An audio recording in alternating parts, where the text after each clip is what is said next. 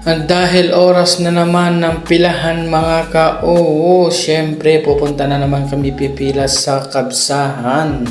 Ay, sa masjid pala. Syempre nakababa na nga kami dyan mga ka-oo. Wow, ngayon maganda ang panahon, ang ganda ng ulap mga ka-oo. Syempre asahan nyo mga ka-oo, pang ilang araw na kami pumipila sa masjid. Ay, ako lang pala mga ka-oo. Sorry na.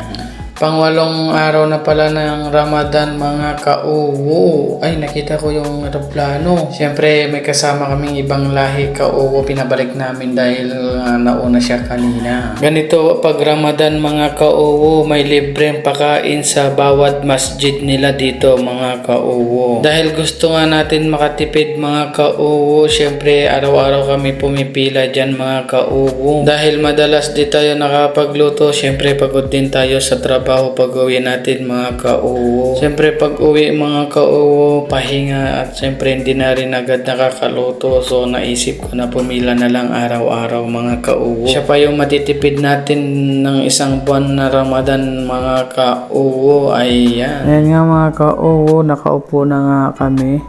Siyempre, maghihintay ng pila. Ito nga ang nangyari ka-oo, hindi ko nga na-video kasi hindi nga kami nakakuha. Ayan, dire-diretso na kami nakauwi.